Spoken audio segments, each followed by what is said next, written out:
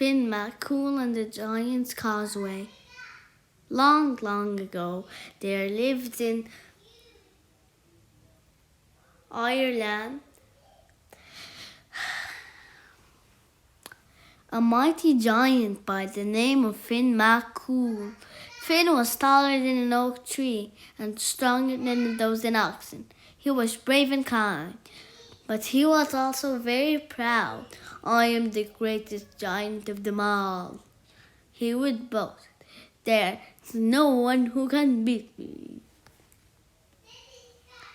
Across the sea in Scotland, there lived another giant. This one was called Angus. He was huge and strong with an angry red face, and everyone feared him. One day, Angus was told of Finn's boast. When he heard that Finn thought he was the greatest giant of all, Angus flew into a rage. "I am the greatest giant," he roared. "I'll teach Finn a lesson he won't forget." Angus stood angrily to the shore. He looked across at Ireland, cupping his hands to his mouth. He bellowed, "Hey, Finn MacCool, come and see what a real giant looks like, you great baby." All the breeze carried his words. When Finn heard them, his temper rose. Standing on the cliffs of country Antrim, he roared back, "All I see is a giant fall." At this, Angus shook with anger. "If I could only get across the sea to you," he shouted, "I would teach you a lesson you'd never forget." "That's easily done," Finn replied. He tore a great rock from the cliffs and hurled into the waves. The first stone of a giant, halfway across the sea. Angus began to do the same, but as the giants drew closer to one another, Finn began to worry. He was getting tired. Angus did look very big and very strong. So Finn hurried home to his wife, Anna. She was not as big or as strong as he was, but she was very clever. He told her all about Angus and the path across the sea on the side. "Finn," she said, "you're being a big baby." I am not being a baby," Finn said. Anna put the baby's bonnet on his head. "You are now," she told him. She gave him a nightgown and made their bathtub look like a giant cot. "Lie down," she told Finn, "and leave Angus to me." Soon there came a loud knock on the door. Anna opened it. There stood Angus, his face redder and angrier than ever. "I've come to see Finn," he growled. Anna smiled. "Come in," she said. "He's out hunting, but he'll be back soon." Chapter 2. "Are you a friend of Finn's?" Anna asked. "No," snarled Angus. "I've come to show him that I'm stronger than he is." "Really?" said Anna. "And he felt like you." "Little," said Angus. "Crossly, I'm the biggest giant there is." Well, smile. "I don't mean to be rude," she said, "but you're hardly bigger than Finn's baby." And he nodded at the cot where Finn lay, staring up with wide, nervous eyes.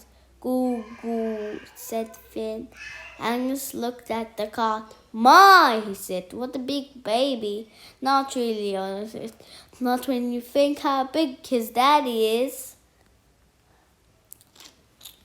Now Angus began to worry. Finn's baby was so big, Finn must be much bigger. Still, he said, Finn may be big, but he can't be as strong as I am. I'm glad to hear it, said Nonna. I have a job that needs doing. If you're stronger than Finn, than Finn is, you'll find that easy, I'm sure. I will, said Angus. I'm glad to hear it, Anna said. I'd like you to turn the house around. Angus stared. Turn the house around? He said. Why, yes, said Anna. Finn always turns the house around at this time of the day. I like the sun to shine in the door. Angus gulped. He went outside and took hold of the house. Then he hammered and hammered and hammered. And very slowly he turned the house around. In his cot, Finn felt the house move. He put his thumb in his mouth and sucked it, worrying Angus must be very strong to do such a thing. At last, Angus finished turning the house. There, he said proudly. Well done, said Anna. Finn can do it much faster than that, mind you. But that wasn't bad for such a little fellow. And I went on. You must be tired now. Come in and have a snack. Chapter 3. Angus went in and sat down. Anna gave him a cake. She had just made it, and it was still hot. Try this, she said. Finn likes nothing better than one of these cakes after he's been working hard.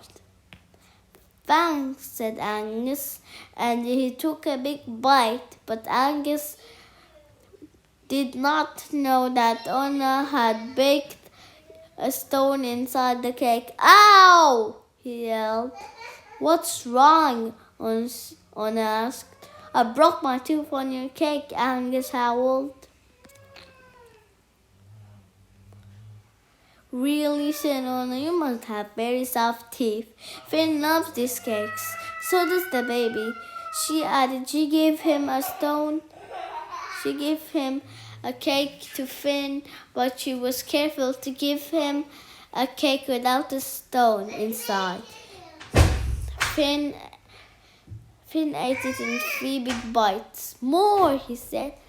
Mommy, more, Angus stared. That baby must have very strong teeth, he said. Anna smiled. Not really, she said. Not when you think how strong his daddy is. You can feel them if you like. So Angus put his hand in Finn's mouth to put his teeth.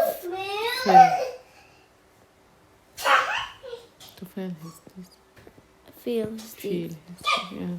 And Finn bit as hard as he could. Angus yelled with pain. Just then, I think I hear Finn coming home. Angus' red face turned pale. If Finn's baby was so strong, Finn must be much stronger. Is that the time? He said. I'm sorry, but I have to go.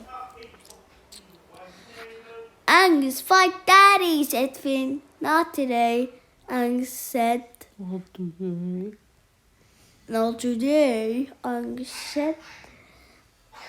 Angus, fight baby, said Finn, and he jumped out of the cart. This was too much for Angus. He turned and ran.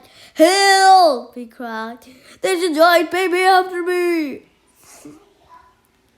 He ran all the way back to Scotland, healing up the path so that neither Finn nor the giant baby could follow.